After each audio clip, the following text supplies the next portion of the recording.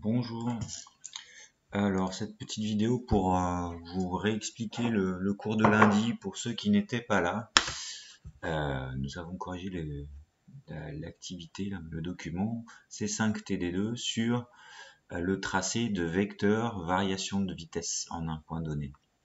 Donc le vecteur variation de vitesse qu'on note delta, ce triangle là, vecteur vitesse et i qui est le point pour lequel on veut considérer cette variation de vitesse. Dans les deux enregistrements, on choisira la même échelle comme étant une échelle de 1 cm pour les vitesses qui représentera 1 mètre par seconde de vitesse. Donc ça, ce sera notre échelle constamment pour représenter les vitesses.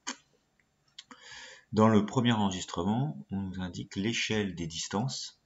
Et l'échelle des distances, elle est donnée à 1/6, ce qui signifie que 1/6, chaque fois que je fais une mesure de distance sur mon schéma, il faut la multiplier par 6 pour avoir la taille réelle. Donc ça nous permettra de faire toutes les mesures de distance. Et enfin, une dernière échelle, enfin une dernière notion, c'est le temps. Ce qu'on sait du temps, de l'échelle de temps, c'est que chaque image est prise toutes les 40 millisecondes. Donc c'est une lettre qu'on prononce tau, mais on pourrait l'appeler delta t aussi. Donc ça, c'est la durée qui s'écoule entre chaque photo, entre chaque position. La première question qui est posée, c'est de calculer puis tracer les vecteurs vitesse V2 et vitesse V4. Alors, on se souvient de la définition du vecteur vitesse en un point donné, V2 par exemple, je l'écris ici au brouillon, c'est égal à la distance qui sépare le point d'avant jusqu'au point d'après, donc M1 jusqu'à M3, divisé par 2 fois ici l'intervalle de temps. Ici c'est tau, delta t, je peux mettre tau, c'est-à-dire 40 millisecondes. Et M1, M3, finalement, ça peut être aussi un vecteur position, un vecteur déplacement de M1 à M3 qui va m'indiquer la direction et le sens du vecteur vitesse. Donc il faut d'abord que je calcule cette valeur. Et pour la calculer, je vais enlever les flèches, puisque je vais passer aux valeurs. Et je vais commencer d'abord par mesurer la distance qui sépare le point 1, G1, du point G3. Alors, excusez-moi, j'ai mis M comme point. En réalité, si je veux respecter les conventions de l'exercice, il faut que je mette G, puisque le point dont il parle, c'est le point G, pas le point M. Donc G1, G3, c'est le vecteur déplacement.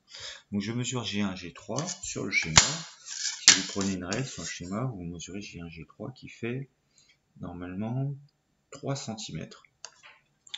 Donc ici, on a 3 cm qui séparent ces deux points-là.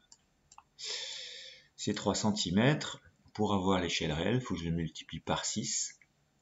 Donc en haut, je vais avoir 3 fois 6. Et comme c'est en centimètres, il faut que je convertisse ça en mètres pour avoir le résultat en mètres par seconde.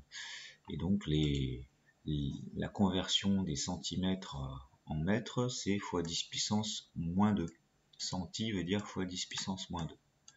Donc fois 10 puissance moins 2 pour la conversion. Et là, j'obtiens à la fin des mètres. Maintenant, il va falloir que je calcule le temps que ça a pris. Et donc, je vais diviser par le temps. 2 fois tau. Alors, 2 fois tau, c'est 2 fois 40 millisecondes. Donc, ça va nous faire 2 fois 40, ça va nous faire 80 millisecondes. Et si je veux convertir ça en secondes, le milli, il signifie 10 puissance moins 3. Donc, je vais transformer ça en multipliant par 10 puissance moins 3. Et je vais donc avoir en bas des secondes. Donc là, je vous fais le détail, je ne le ferai pas pour tous les calculs. Mais voilà, à chaque fois, j'ai mesuré la distance réelle ici, multiplié par l'échelle, multiplié par centi pour l'avoir en mètres.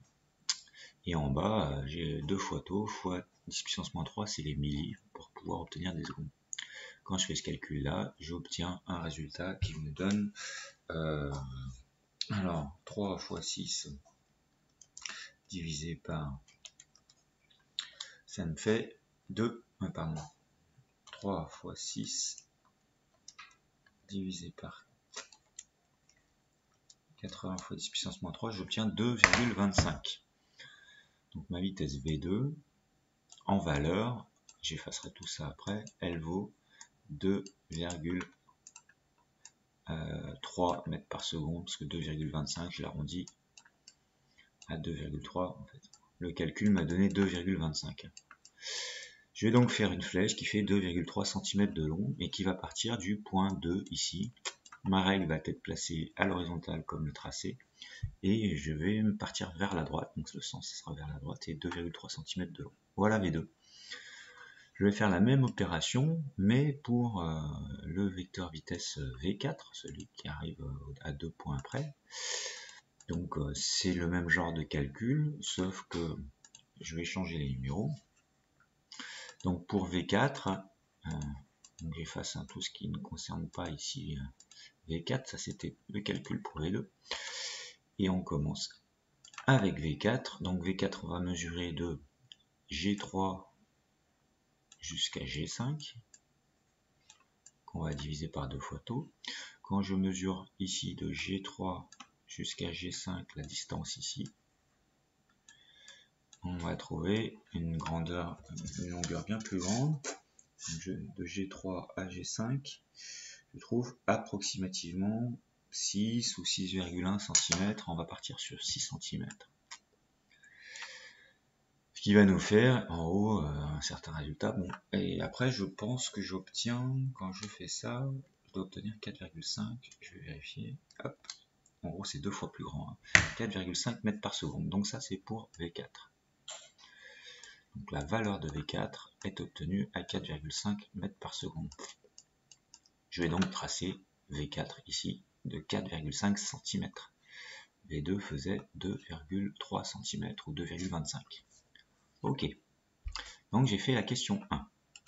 Je vais effacer toutes mes annotations.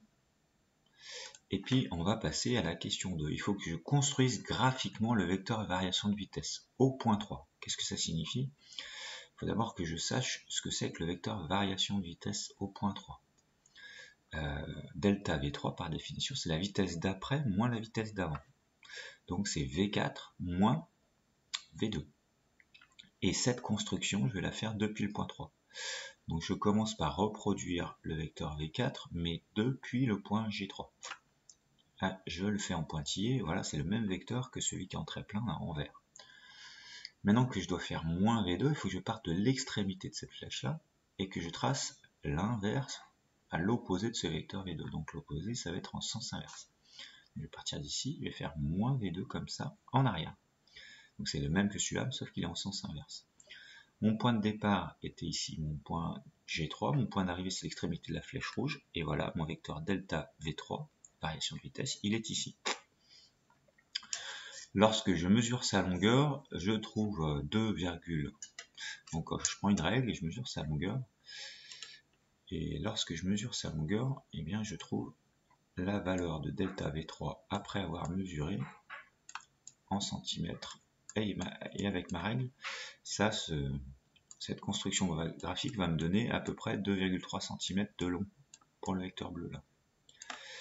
Et comme j'ai 1 cm qui correspond à 1 mètre par seconde, bah si ça me fait 2,3 cm, ça veut dire que cette variation de vitesse est de 2,3 mètres par seconde. Cette valeur-là, je l'ai obtenue graphiquement. La question, pouvait-on obtenir cette valeur plus rapidement? Bah oui, puisque tout est aligné. Donc, la construction graphique que j'ai fait, je pouvais la faire de façon numérique. Et comme c'est aligné, c'est un mouvement rectiligne, j'avais le droit, mais uniquement parce que c'est rectiligne. Sinon, j'aurais pas le droit. C'est rectiligne, le mouvement est rectiligne. Donc, construire une soustraction de vecteurs, c'est la même chose que de soustraire la valeur des vecteurs. Donc j'aurais pu dire que c'était la valeur de V4, c'est-à-dire 4,5, moins la valeur de V2, qui était de 2,25, et ça me donne un résultat de 2,25 mètres par seconde. Donc je retrouve ce que j'ai trouvé graphiquement précédemment. Donc j'arrondis ça à 2,3, je retrouve la même valeur. Donc c'était plus facile. Quand on a affaire à un mouvement rectiligne comme celui-là, il suffit de faire une soustraction directement des valeurs des vecteurs. Mais attention, ça n'est possible que parce que c'est rectiligne. Si maintenant on prend le cas de l'enregistrement 2, cet enregistrement-là, cette fois-ci, il est plus rectiligne, ce qui veut dire que les vitesses, eh bien, elles vont changer d'orientation, elles vont changer de direction tout au long du mouvement. Qu'est-ce qu'on voit il y a eu quelques modifications. Ici, l'échelle n'est plus la même.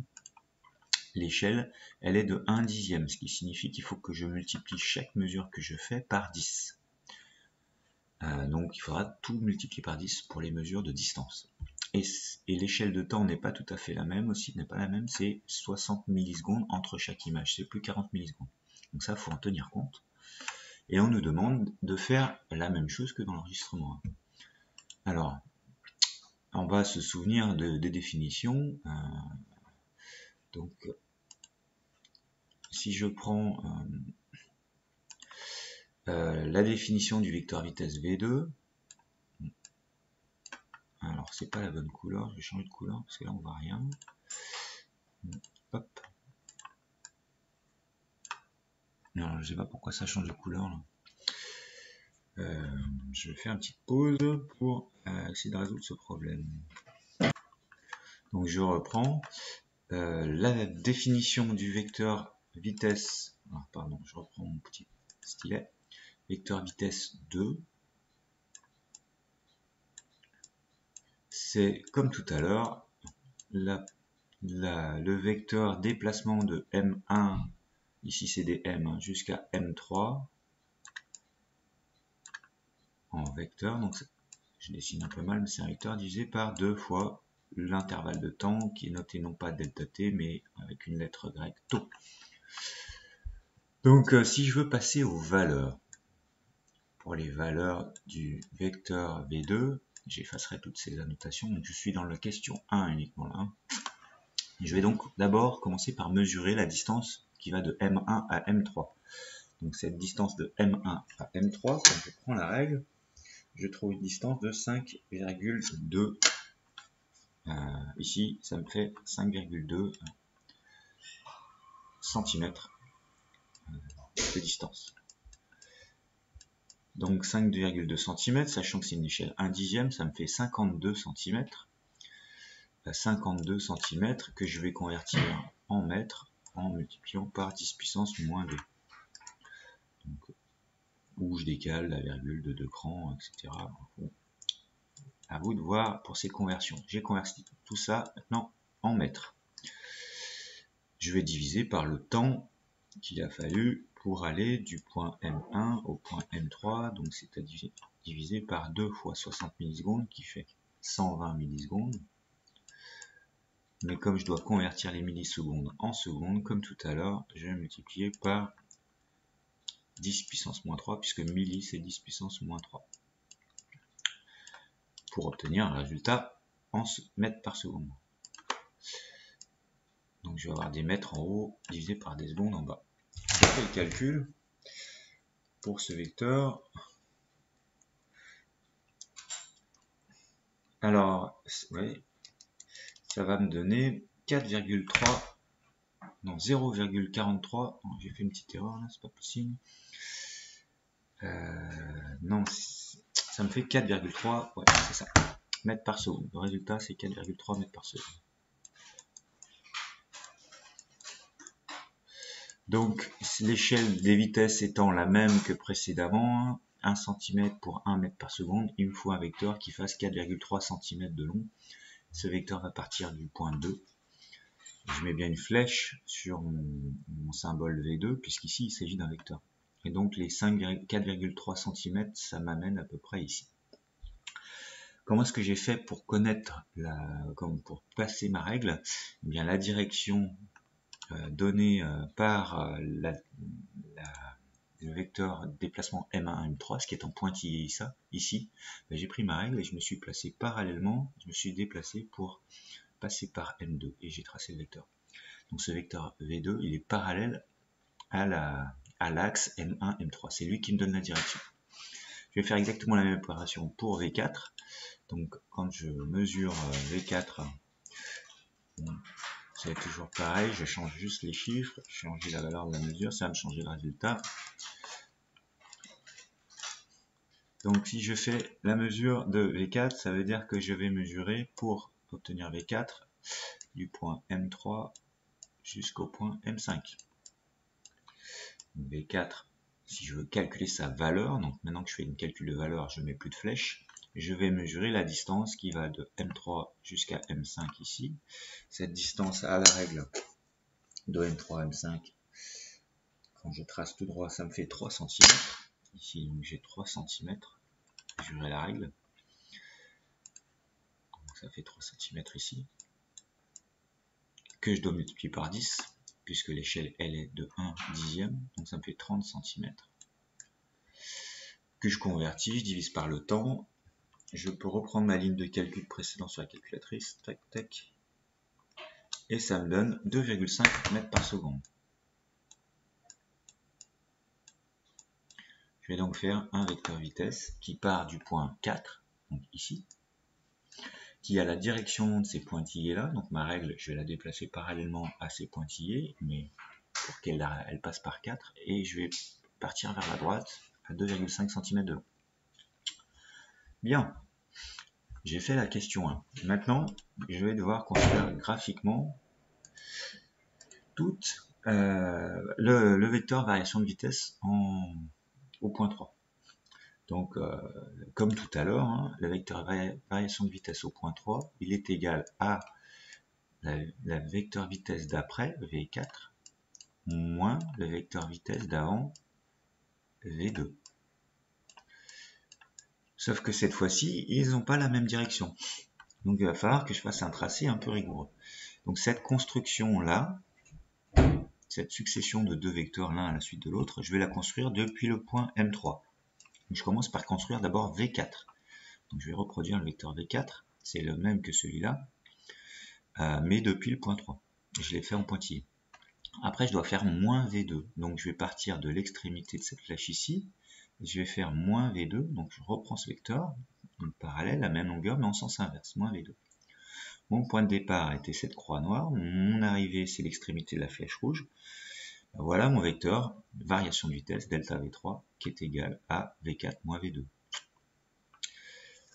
Donc, bon, je remarque que c'est un peu dirigé vers le bas, c'est tout ce que je peux en faire. Après, si je mesure sa valeur, quand je mesure sa distance, donc là j'ai fait la question 2, lorsque je mesure la longueur de ce vecteur bleu, je constate qu'il fait à peu près de je sais plus, non, 1,8 cm je crois. 1,8 cm de long. Du coup, je peux dire que delta V3 est égal à 1,8 mètres par seconde, puisque l'échelle c'est 1 cm pour 1 mètre par seconde. J'ai une variation de vitesse de 1,8 mètres par seconde ici. Est-ce qu'on pouvait retrouver cette valeur plus rapidement? La réponse est non. Parce que si je fais V4 moins V2, V4 c'était 2,5 moins 4,3, je ne tombe pas sur 1,8. Ça me fait une valeur négative. Donc ça marche pas. Ça marche pas parce que c'est pas rectiligne. Donc le mouvement n'est pas rectiligne. J'ai pas le droit de faire des calculs numériques, je dois faire une construction graphique pour obtenir une différence de vecteur. Donc dès que c'est pas rectiligne, j'ai plus le droit de faire des calculs de valeur pour le vecteur variation de vitesse. Bon, je vais le faire en accéléré pour delta V10. On reprend les mêmes questions pour delta V10. Delta V10 c'est V11, vecteur vitesse V11, moins le vecteur vitesse V9 celui d'avant. Donc il va falloir que je reprenne toutes les questions. La question 1, mais en reprenant comme vecteur le vecteur V9 et V11. Et puis ensuite, je vais tracer graphiquement delta V10 et ainsi de suite, etc. etc. Je vais tout refaire. Bien, et bien allons-y rapidement.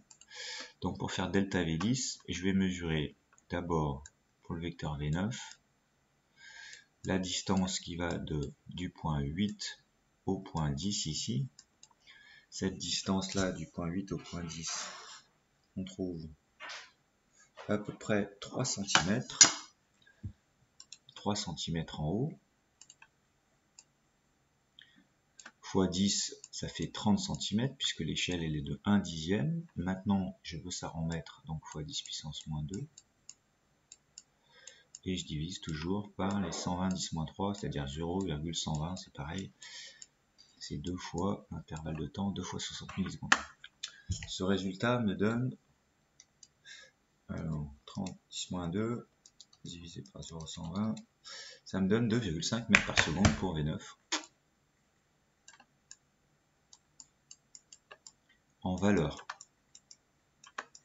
Donc je vais avoir un vecteur qui fait 2,5 cm de long.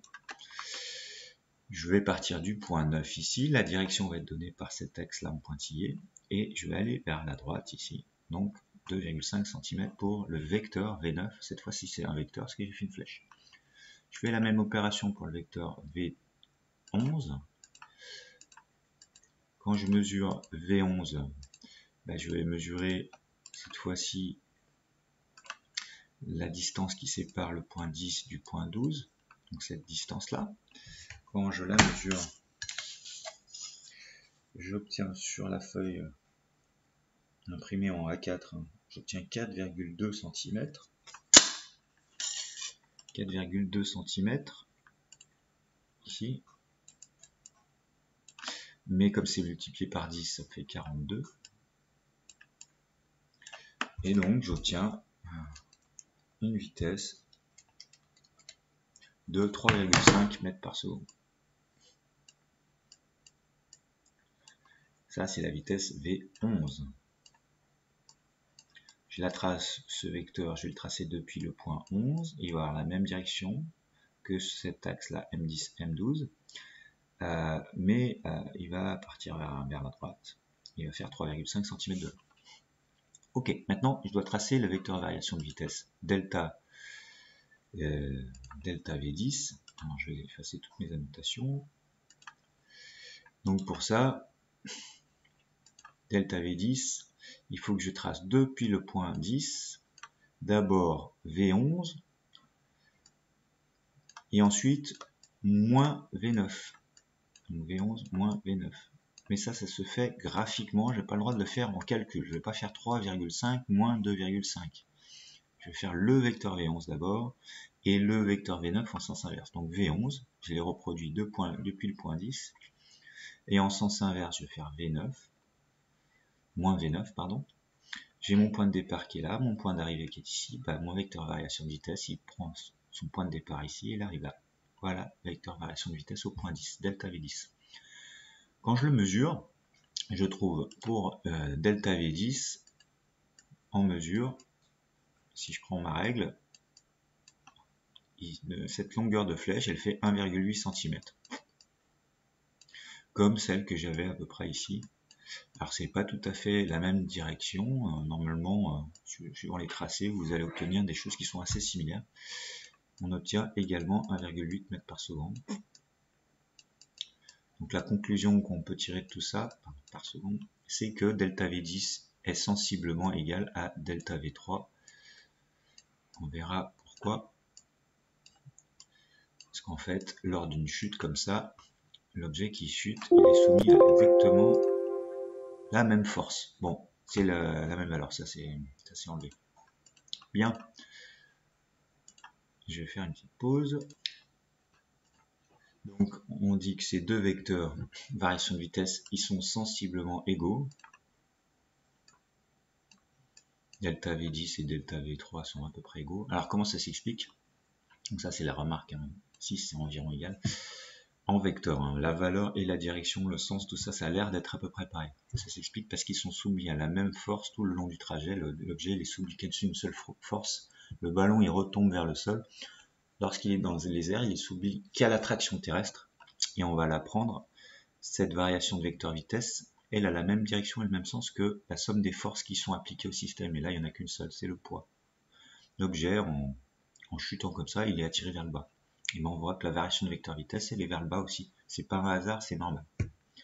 Alors on va finir en corrigeant l'exercice 12, qui était à chercher. Et puis, alors je vais à l'exercice 12. Et puis, il faudra finir l'exercice 13 à la maison, ainsi que le 15, je crois, je sais plus, un autre. Alors, ici, il faut relever des positions, ils ont relevé des positions successives d'un système à intervalle de temps régulier.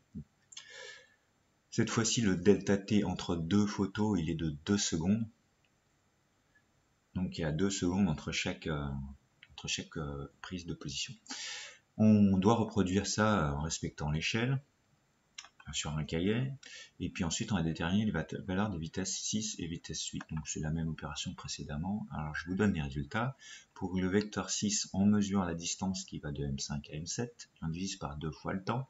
Cette distance, elle vaut 6,1 cm si je tiens compte de cette échelle-là. Alors pour ça, je fais un produit en croix. Hein. Je mesure cette distance-là par rapport à celle-là. Je sais que celle-là fait 2 cm. Je vais pouvoir en déduire celle-là. Ça me donne une vitesse de 1,5 cm par seconde. Une petite remarque, j'ai laissé en centimètres en haut, puisque l'échelle demandée ici, c'est des centimètres par seconde. Pour calculer maintenant le vecteur vitesse V8, je vais m'intéresser à la distance de 7 à 9. Je la mesure, ça fait 22,2 cm en tenant compte de cette échelle, que je divise par 2 fois taux, donc 2 fois 2 secondes, ça fait 5,5 cm par seconde. Puis je vais tracer les deux vecteurs vitesse. Alors d'abord, j'en déduis la valeur de la variation de vitesse au point 7. Donc le vecteur variation de vitesse, sa valeur sans la flèche, delta V7, c'est V8 moins V6. J'ai le droit de faire le calcul ici, parce que c'est rectiligne. Donc je fais 5,5 moins 1,5. Ça me fait plus 4 cm par seconde. Ça, attention, ça n'est que parce que le mouvement est rectiligne. Sinon, je n'aurais pas le droit de le faire. Comme précédemment, le mouvement rectiligne, j'ai le droit. Et enfin, pour terminer, je dois tracer ces trois vecteurs, les deux vecteurs vitesse, V6 et V8, et le vecteur variation de vitesse, delta V7. Alors pour V6 et V8, ils sont dans le sens du mouvement, c'est facile. V6 va partir de M6, V8 va partir de M8, et delta V7, lui, va partir du point 7. Il sera horizontal dans le sens du mouvement, mais comme le résultat est positif, il va être orienté dans le sens du mouvement, donc vers la droite. Donc, si je tiens compte des échelles de vitesse, ça fait des vecteurs de 1,5 cm, 5,5 cm et 4 cm. Donc 1,5 cm, je tiens compte de cette échelle-là, 5,5 cm et 4 cm ici. Voilà, bon, et je m'arrête.